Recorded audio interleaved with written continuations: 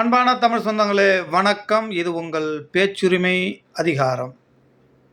திருத்தி எழுதாமல் தீர்ப்பும் மாறாது, திருப்பி அடிக்காமல் தீர்வும் கிடைக்காது.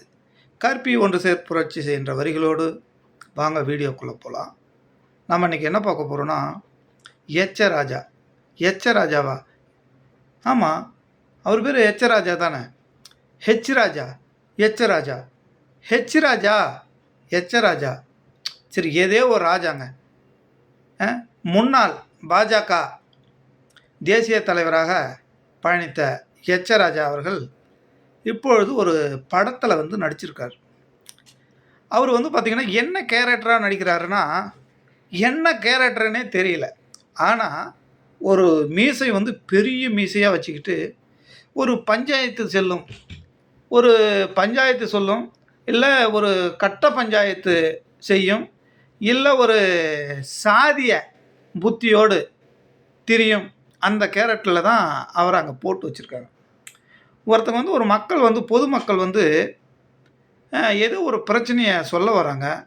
ஏமா நீங்கள் அப்படி போங்க இப்படி போங்க அப்படின்னு சொல்கிறாங்க. அதுக்கு அந்த ஒரு பொம்பளை என்ன சொல்லுதுன்னா, எங்கள் தலைவர் எங்கள்லாம் அடங்க மறு அப்படின்னு சொல்லியிருக்காங்க அப்படின்னு அந்த பொம்பளை சொல்லுது.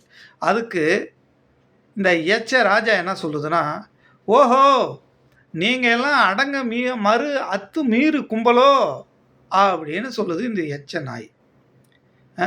எச்ச ராஜா அவர்களே, அடங்க மறு அத்து மீறு திமிரி எழு திருப்பி அடி. இந்த வாசகம் பார்த்திங்கன்னா எச்ச ராஜா உனக்கும் பொருந்தும். இப்போ உனக்கு உங்கள் கட்சியில் ஒரு பிரச்சனை வருதுன்னு வச்சுங்களேன், உன்னை அடக்க நினைக்கிறாங்க, உன்னை ஒடுக்க நினைக்கிறாங்க. அப்போ இந்த வாசகம் பொருந்தும். அடங்க மறு, உன்னை அடக்க நினைச்சா அடங்க மறு, அத்து மீறு, உன்னை கூண்டோடு உன்னை கூண்டில் தான் நாங்கள் போடுவோம் அப்படின்னு சொன்னால் அத்து மீறு, திமிரி எழு, நீ அந்த வலைக்குள்ளே இருந்து எப்படியாவது வெளியே தன்னம்பிக்கையோடு இருக்கணும். அதுக்கு தான் திமிரி எழு. திருப்பி அடி. திருப்பி அடினா கொடுவா எடுத்துகிட்டு போயிட்டு கத்தி எடுத்துக்கிட்டு போயிட்டு வெட்டுறதோ குத்துறதோ இல்லை, சரிதானா? திருப்பி அடினா உன்னுடைய கருத்தை கொண்டு அவர்களை திருப்பி அடி. என்னுடைய பலம் எனக்கு தெரியும், உன் பேச்சாற்றல் கொண்டு அவனை திருப்பி அடி, அவனை நீ சிந்திக்க வை அப்படின்னு தான் எச்சராஜா இதுக்கு பொருள். அதை விட்டுட்டு மக்கள் மனநிலையை மாற்றலாம் என்று திருப்பி அடி அப்படின்லாம் நீ சொல்லிக்கிட்டு தெரிஞ்சுன்னு வச்சுக்க, உன்னுடைய கட்சியில் உன்னை ஓய்ச்சி கட்டுருவாங்க. புரியுதா? இந்த வாசகம் உனக்கும் பொருந்தும், உங்கள் அப்பனுக்கும் பொருந்தும், உன் தாத்தனுக்கும் பொருந்தும், இந்த தமிழக மக்களுக்கே பொருந்தும். இந்த இந்திய மக்கள் இல்லை, உலகத்துக்கே இந்த வாசகம் பொருந்தும். இது போன்ற வாசகங்கள் உங்களை போன்ற மதவாத சாதியவாதிகளால் எழுதவே முடியாது.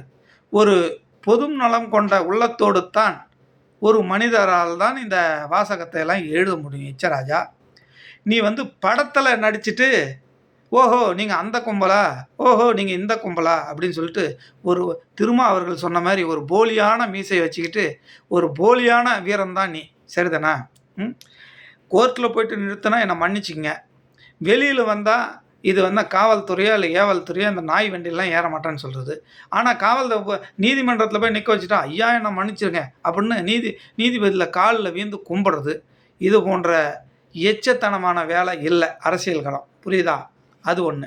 அதே போல் சாதிய போர்வையில் ஒரு காண்டாமிருகம் இவ்வளோ வரைக்கும் முடி வளர்த்துக்கிட்டு சுற்றிக்கிட்டு இருக்கும். ஏன்னா காண்டாமிருகம் கூட இப்படி இருக்கும், இது ஒரு நாய்க்கு கூட இல்லை, இது நாயெல்லாம் ஒரு கேடாலங்கட்ட நாய். இது யார்? இந்த ஹரி நாடார்.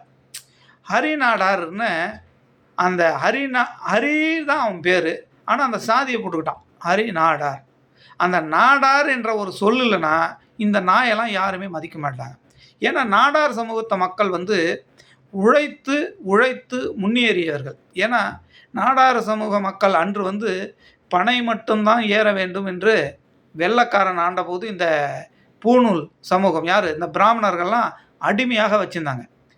ஆனால் ஐயா வைகுண்டர் போன்ற தலைவர்கள்லாம் வீறு கொண்டு எழுந்து அதை உடைத்து உழைத்து இன்று மேலே நிற்கிறார்கள், ஓங்கி நிற்கிறார்கள். அவர்களின் வரலாறெல்லாம் வேறு, இவனுக்கு தெரியாது.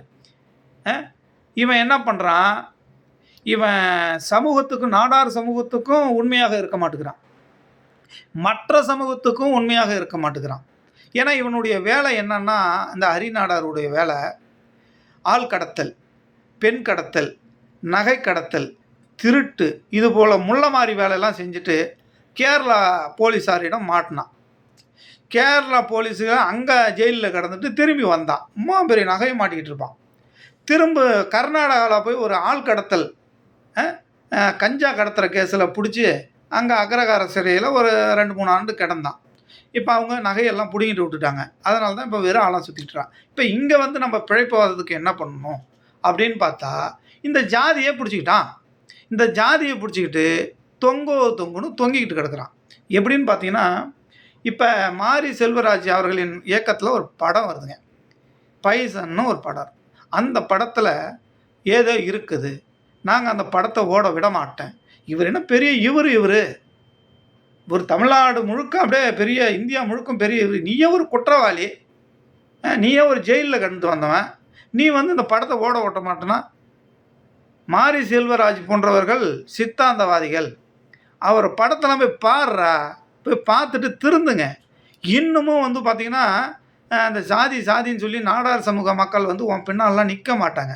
ஏன்னா நாடார் சமூக மக்கள் வந்து அறிவார்ந்தவர்கள். அந்த இளைஞர்கள்லாம் வந்து உழைத்து சம்பாதிச்சு இன்னும் மேலே படித்து அவங்கவுங்க குடும்பத்தை பார்க்கணும். ஏன்னா உன்னை போல் சாதின்னு உன் கூட சுற்றிக்கிட்டுலாம் அவங்க வந்து வாழ்க்கையை வேஸ்ட் பண்ண விரும்ப மாட்டாங்க. புரியுதா? மாரி செல்வராஜ் அவர்கள் வந்து ஒரு படம் எடுக்கிறார்.